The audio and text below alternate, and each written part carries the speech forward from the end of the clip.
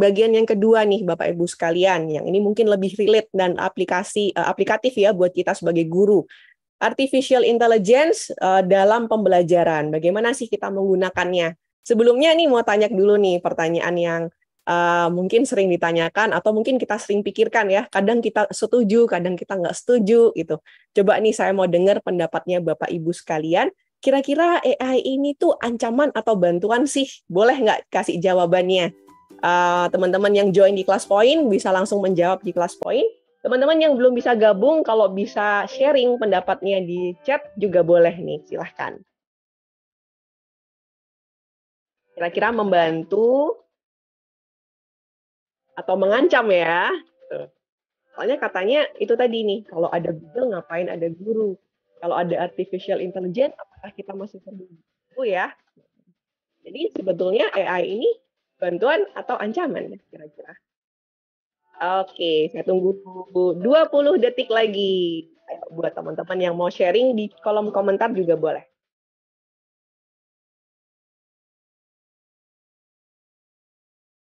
Oke, sambil kita lihat ya jawaban teman-teman sekalian. Bantuan. Dua-duanya tergantung penggunaannya. Ancaman, ada yang menulis ancaman nih di antara banyak yang menulis bantuan.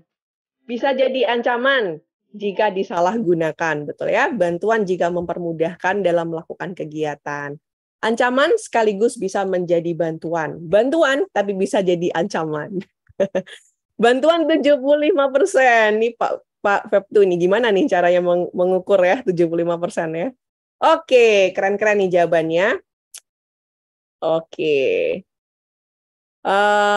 Ini saat ini merupakan bantuan yang bermanfaat, tetapi di masa depan kalau skenario AI dapat menjadi ancaman juga sangat mungkin ya. Betul, web crawl-nya sekarang aja sudah kemana-mana. Oke, juga bisa jadi bantuan. Bantuan dengan tidak mengurangi eksistensi guru. Bantuan bisa, ancaman juga bisa. Oke, star buat rekan-rekan sekalian yang sudah memberikan jawaban. Ya. Memang betul ya Bapak Ibu ya, kalau kita ngomong ancaman atau bantuan untuk saat ini sih saya melihat bahwa AI ini adalah sebuah alat. Kalau namanya alat itu sifatnya netral, berguna atau berbahaya tergantung penggunanya. Sama seperti pisau, pisau kalau di tangan penjahat juga bisa di hal yang berbahaya, tapi kalau di tangannya koki, namanya pisau itu bisa menjadi sangat bermanfaat. Kenapa? Itulah kenapa pentingnya kita sebagai seorang guru ini diperlengkapi bagaimana kita mengenal AI, bagaimana kita menggunakannya, sehingga kita bisa menunjukkan kepada anak-anak bagaimana menggunakan tools ini dengan baik, bagaimana menjadikan tools yang netral ini menjadi sesuatu yang bermanfaat ya. Ingat Bapak Ibu, kita nggak bisa memperlengkapi anak-anak untuk menggunakannya kalau kita sendiri nggak tahu nih bagaimana menggunakannya. Jadi paling nggak mindset kita dulu nih, kita harus perlengkapi gitu ya, bagaimana saya dapat melihat keuntungan-keuntungannya di saat yang bersamaan, bagaimana saya bisa menangani tantangan-tantangannya. Karena memang tadi ya, mungkin Bapak Ibu juga sudah sering dengar nih berita-berita pertama kali ChatGPT keluar ya, ada yang lulus tesis tanpa membuat tesis, itu tesisnya penuh dibuatin sama AI dan lulus dengan nilai yang baik gitu. Sudah banyak nih penyalahgunaan di dalam dunia pendidikan sendiri aja banyak gitu ya. Apalagi kalau dalam dunia bisnis dan lain-lain sebagainya ya, bisa saja AI karena basisnya adalah data tadi menjadi sesuatu yang berbahaya ya. Oleh karena itu buat kita bukan hanya kita memanfaatkan, tapi kita juga menjadi pengguna yang baik. Itu yang jadi tujuan kita. Kita juga mengajarkan anak menjadi pengguna yang baik gitu ya Bapak Ibu sekalian. Nah, kalau kita lihat diri kita sendiri nih, tadi yang saya bilang kalau kita mau ngajarin, kalau kita mau mengajarkan anak-anak menjadi pengguna yang baik, kita sendiri juga harus melihat nih, apakah saya sudah menjadi pengguna yang baik. Nah, kira-kira Bapak Ibu di sini boleh nggak sharing lagi, sudah memanfaatkan AI ini untuk apa saja sih? Mungkin teman-teman yang juga live di YouTube juga boleh jawab nih lewat kolom chat yang ada di YouTube ya. Seberapa kita sudah memanfaatkan AI, ya mungkin ya hampir setiap hari, sekali, jarang-jarang gitu. Kemudian contohnya gimana nih yang digunakan? Oh, saya menggunakan ini untuk ini gitu misalnya. Boleh nggak sharing nih Bapak Ibu sekalian? Ya, pakainya sesering apa, kemudian dipakai untuk apa.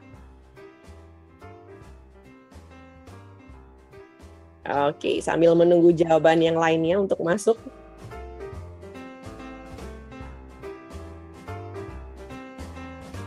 Oke, 20 detik lagi untuk mencari soal-soal latihan, pengajar dan sumber website yang dibutuhkan.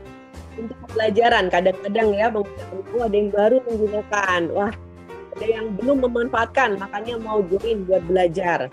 Sebulan sekali menggunakan untuk LKPD dan baru belajar, ada untuk pembuatan modul, ada yang belum mencoba.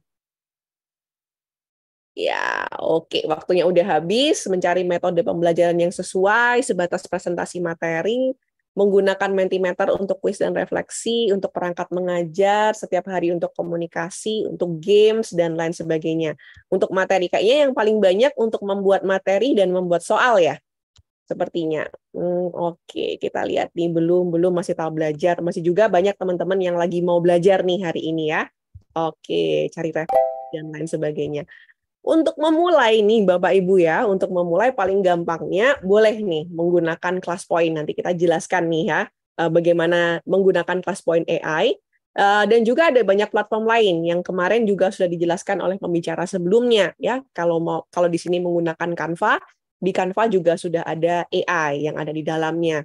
Kalau teman-teman di sini kalau saya ini suka pakai Google Slide ya. Google Slide itu saya suka download template-nya di Slides Go. Nah, Slides Go juga sudah ada AI-nya ya, teman-teman. Atau yang paling terkenal, yang dari awal terkenal ya, jadi viral, itu ChatGPT, boleh nih dicoba gitu. Silahkan dicoba ChatGPT, bikin aja akunnya, kemudian coba deh typing, terserah di situ apa. Mau teman-teman tanya tentang karakteristik anak-anak, teman-teman mau tanya tentang materi ajar, coba rasakan dulu di manfaatnya gitu ya. Nanti dicoba ya teman-teman ya. Kalau nggak coba, kalau hanya tahu saja sama melakukan itu pasti beda ya Bapak Ibu sekalian, kita coba belajar sama-sama.